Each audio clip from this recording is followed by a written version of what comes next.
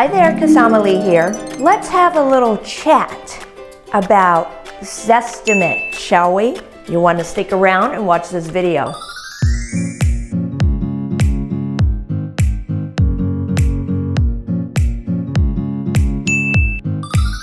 So if you have ever been looking for homes, or if you have been an owner who's been thinking about selling, you know about Zestimate, right?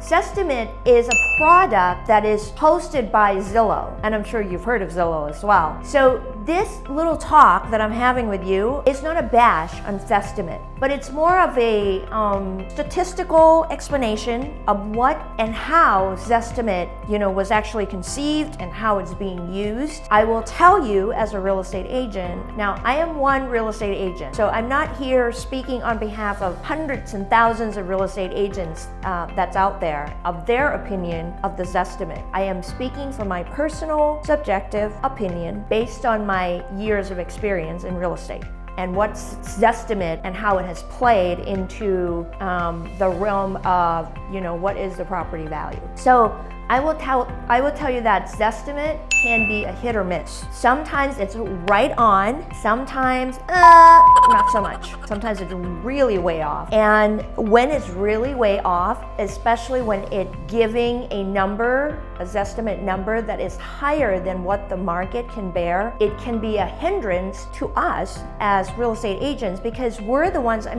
think about it. You've hired a real estate agent, hopefully someone who really knows the market, the local market in the area, someone who has the historical data of what's been sold, someone who knows the neighborhoods, the different neighborhoods. So when you've hired a person, an individual, an expert to really compile the data, analyze it, and come back to you, the seller, Mr. and Mrs. Seller, of what the proposed value that we should put the house on the market on, and then Zestimate, wham, comes in and tells you that it's $50,000, for example, more than what your local expert real estate agent is proposing, it becomes a problem, right? Because there's a mismatch in expectation. So what I've always shared with my clients about Zestimate is it's an algorithm system that Zillow has put together, and I'm sure they spent a ton of money on to bring all these experts to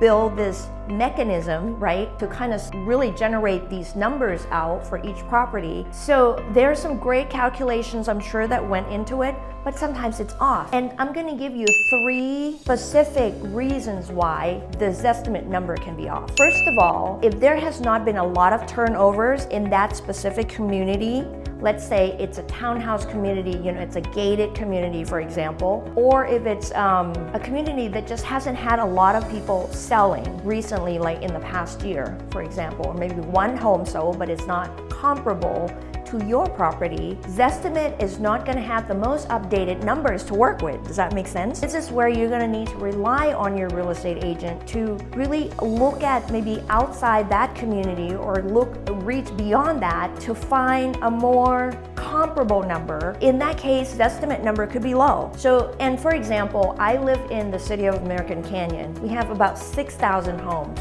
in the city. When I'm pulling comps, when I'm putting together a listing information for the seller, I am reaching beyond, the west side of town. Let's say the property is on the west side. I reach beyond the west side of town and I go to the east side as well. Because we have such a small sample sold comps in the area that we need to go above and beyond, but that takes human to do that, right? And hopefully an expert in the area so that they can actually bring a sensible number to you as a seller and make suggestions on what your house might be worth based on sold comps.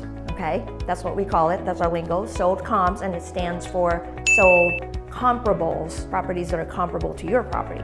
Second reason, if you have done updates to the property, Zillow doesn't know that. Zestimate does not know that. Your agent actually doesn't even know that. So when I go into review the property with the seller, I actually ask them to give me a list of, what has been updated. As a matter of fact, to really learn more about the kind of details I go into, you'll want to watch this video so you could learn more about what I'm talking about here. But basically, let's say you've recently updated the bathrooms, you've replaced the vanity. Let's say you've updated the kitchen, you've replaced the counters from tile and grout to, let's say, granite counters. Zestimate is not gonna know that, right? Makes sense. Like, Zestimate is not a person. Zestimate is an algorithm, right? So without you updating that information on Zillow, Zestimate is going to give you the number based on their mysterious algorithm and give you a number that's probably not going to be as current as it would be if you factored in those updates. Does that make sense? Reason number 3, if the tax records were entered incorrectly, it's done by humans, right? And the tax records, the last data of the last sold of that transaction of that property. Let's say it was entered incorrectly. The square footage is incorrect. The lot size is entered incorrectly. The number of bedrooms or bathrooms are entered incorrectly. Yes, that happens. I don't want to be the bearer of bad news, but that happens, especially with brand new homes. The first time that it's sold, you're going to see a lot. It's not uncommon that we see inaccurate data of the specifics of the property because it wasn't entered correctly in the first place. So Zestimate, guess where it's pulling the numbers from? The tax records, the public tax records. By the way, tax records of property are public information. You got to just do some research to be able to find the information on it. For real estate agents, we have a resource, at least in the Northern California area, with the Barry's MLS system that I am part of the network.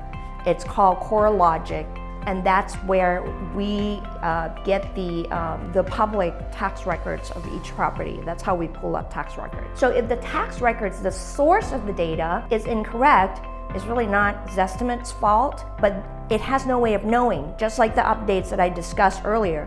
So it's not gonna know to make the adjustment. So the Zestimate number may be incorrect as well. So there you have it. Zestimate could give you a benchmark, maybe a gauge. Is it always correct? No. And is it a good or bad thing?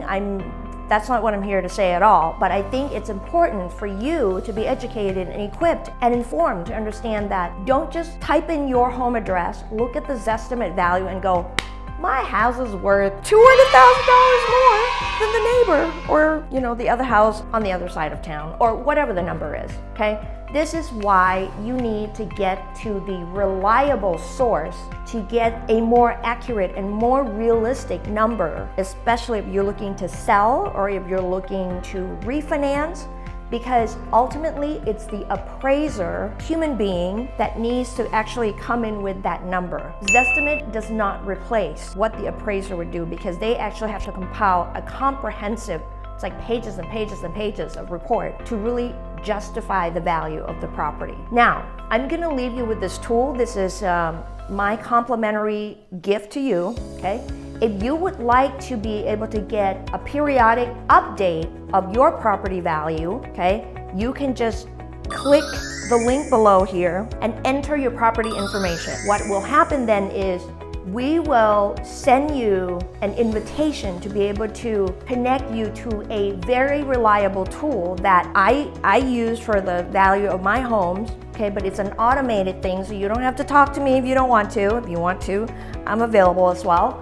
But by just typing in your information, we'll send you an invitation that you need to accept to be able to receive the periodic property value of your home. And guess what? I mentioned earlier, the source that we use is called CoreLogic. This property evaluation that you would be opting into actually is pulling data from CoreLogic, which is what real estate agents use. So it doesn't get any closer to what should be happening than that. So if you would like to have that be sent to you via email periodically, your home value, it's free, there's no obligation. And if you know me, I don't harass you. You want to call me, you want to text me, you want to email me, you want to Facebook message me, you want to DM me on Instagram, you can do that. But I'm not gonna keep bugging you about, do you want to sell, do you want to sell? And if you have questions, do you want to sell? I'm here to answer any questions that you may have. So that's my gift to you. If you find this video helpful and it has been adding value to you, you'll probably want to subscribe and click the notification bell so that every week when our fresh new content that helps educate you in real estate comes out, you'll automatically be notified. For more information about appraisal process, you want to click this video and watch it. This is Kasama Lee, your family realtor. Thanks for watching.